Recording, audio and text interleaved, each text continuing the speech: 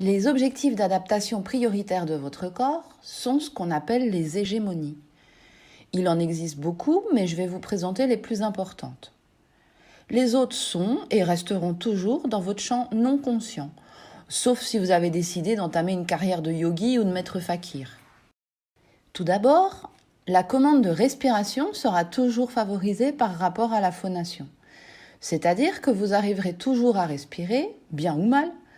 Mais si un besoin d'adaptation est nécessaire à ce niveau-là, au niveau de la gorge et du thorax, ce sera votre phonation qui sera diminuée dans ses compétences. Votre voix sera moins forte, moins claire, chevrotante. C'est ce que l'on voit parfois avec les personnes plus âgées qui respirent bien, mais dont la voix est moins puissante. Souvent, vous entendez des personnes qui expliquent qu'avec l'âge, elles ont perdu leur voix. C'est parce que le principe respiratoire est toujours privilégié par rapport à la phonation.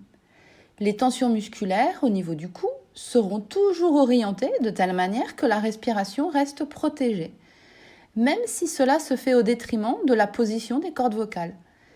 Si le corps doit lâcher quelque chose, ce sera la voix plutôt que la respiration.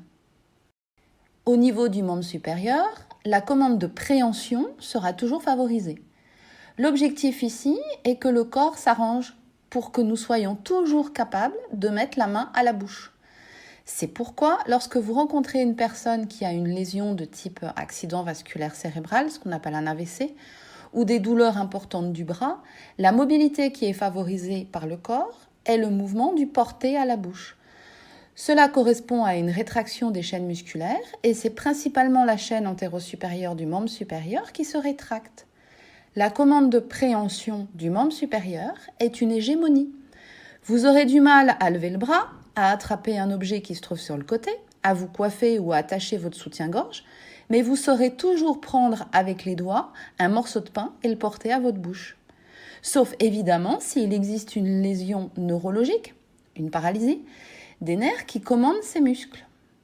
Si c'est le cas, ceux-ci deviennent flasques et atrophiés, et l'hégémonie ne peut plus s'exprimer. Le handicap dans la vie quotidienne est souvent bien plus marquant dans ces cas-là. La commande statique est toujours primordiale sur la commande dynamique. Cela signifie que quoi qu'il se passe dans votre corps, celui-ci est organisé pour que vous arriviez toujours à tenir debout. C'est cette fonction qui est utilisée pour aider les personnes très handicapées, mais non paralysées, à passer du fauteuil au lit lors de la manutention des malades. Dans cette fonction statique, on retrouve également la marche qui, contrairement à ce que l'on pense, ne recrute pas des muscles dynamiques, mais des muscles statiques posturaux très fibreux. La marche rapide et la course recrutent des muscles dynamiques, riches en fibres musculaires. Donc vous arriverez toujours à faire quelques pas, même si c'est très adaptatif, peu stable, et sur une très courte distance. Vous ne pourrez plus courir, vous ne pourrez plus vous accroupir, vous mettre à genoux et monter les escaliers, mais vous saurez toujours vous mettre debout et faire quelques pas.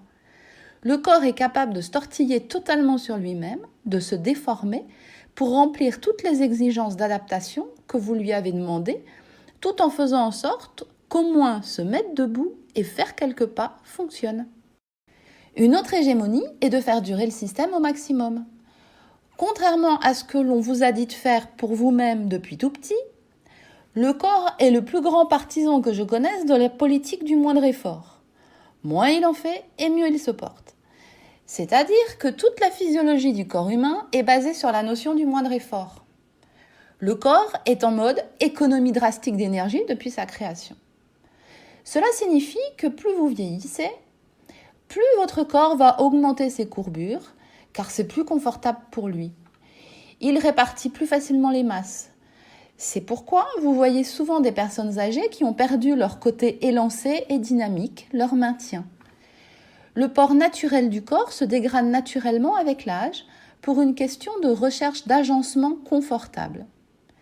Il faut dire que pendant toute votre vie, vous lui avez demandé tellement d'efforts pour autre chose qu'il va chercher des vacances là où il peut. Le corps cherche de l'énergie partout où il peut en trouver. Toute cette recherche de confort se fait au détriment de la beauté. C'est un peu comme nous avec les vêtements. Le super jogging ultra confortable du dimanche est loin d'être l'élément le plus sexy de la garde-robe.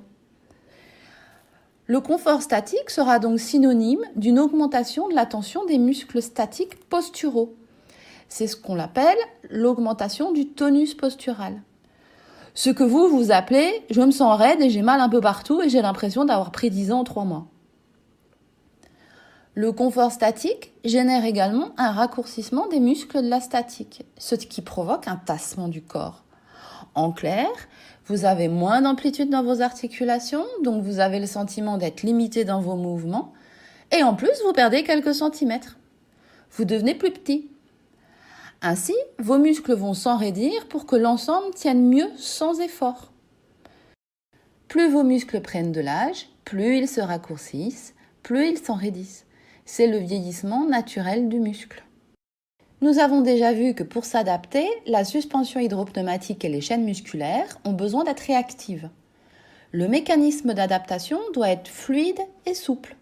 Mais plus on vieillit, et si on n'y prend pas garde, plus les muscles s'enraidissent, se raccourcissent, plus les courbures augmentent et moins la suspension hydropneumatique a des outils, des capacités pour compenser.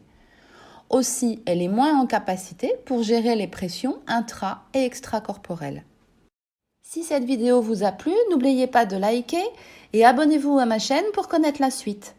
À très bientôt pour une nouvelle vidéo où je vous expliquerai comment votre corps se déforme pour gérer une augmentation de pression à l'intérieur de lui.